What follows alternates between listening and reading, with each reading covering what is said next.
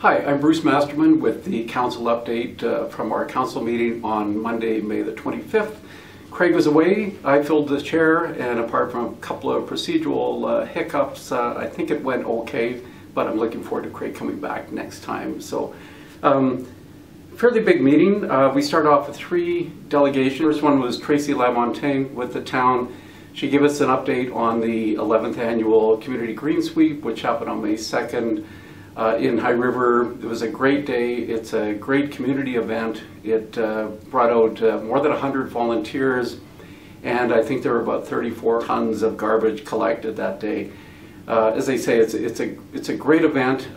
The town partnered this year with Love High River, which is an initiative that's been happening the last couple of years, and we just decided to double team it this year to get together and work with this group. And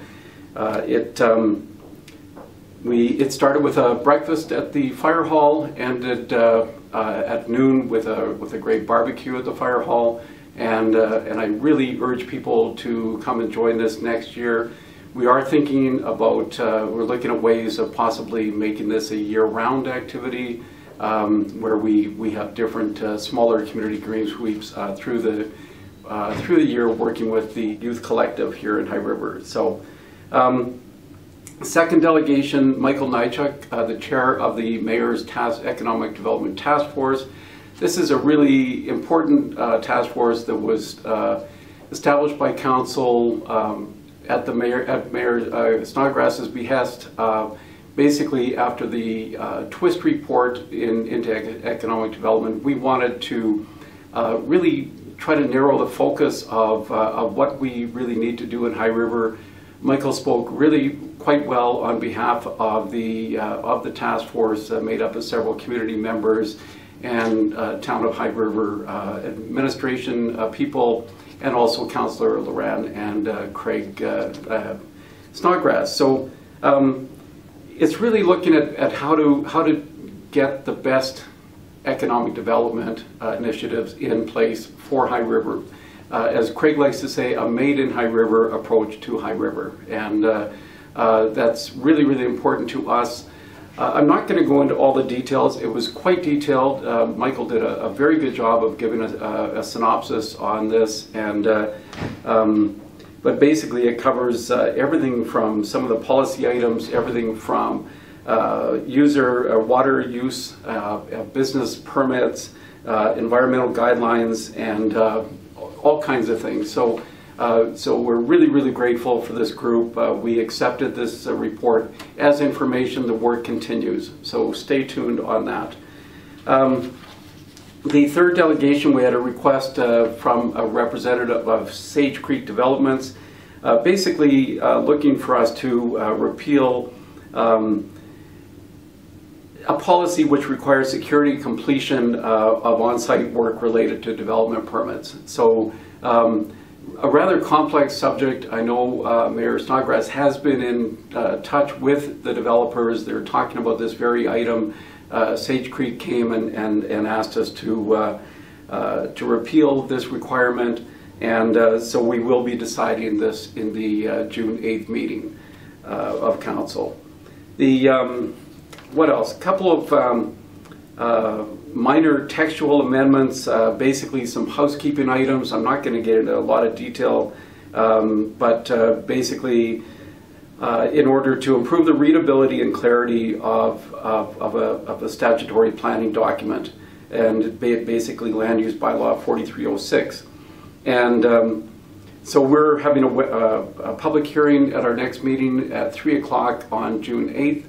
To discuss this. Again, details on the website.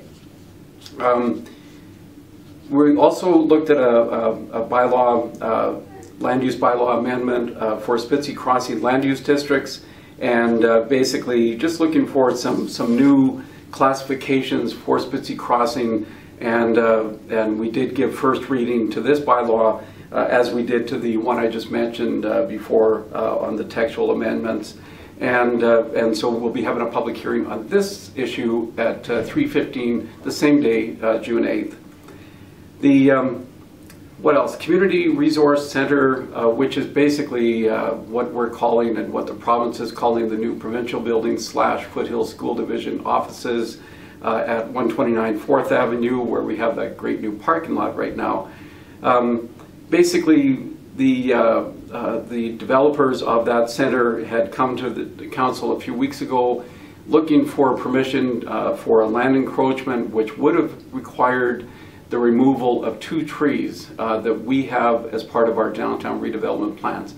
We don't want those trees gone. The mayor sent them back 2 weeks ago and said, come back to us when you've got to figure it out how we can save those trees, how we can not touch the, how can we not impact the integrity of the downtown redevelopment plans, but it still works for the building. So they did come back to us with a recommendation, and we basically gave them permission to talk to administration and work on this encroachment. And the second part of that motion was that the Alberta government will be held financially responsible for any required changes to the sidewalk and the utility design along 4th Avenue as a result of this change. New business, a couple of things came up. Narrow Road Home, which is a social program for women suffering or facing various challenges in their lives, from addiction to depression and everything in between. This is located in the old nurses' residence across from Spitzee School, and it's really a neat program. High River is very lucky to have this program, and they basically came to us with an application. They want to have a walk-up ice cream parlor to help integrate the residents, the clients of this program into the community, and bring the community into the program a little bit. So what we did is we approved that there be a 2-week notification period, so they're going to have to put up notices.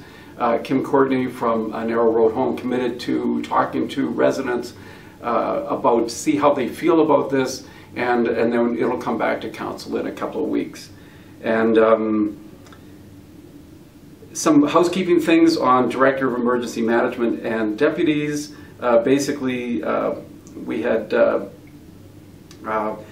our former Director of Emergency Management has gone back into retirement, and so we had to appoint a new interim Director of Emergency Management and 3 deputies as well.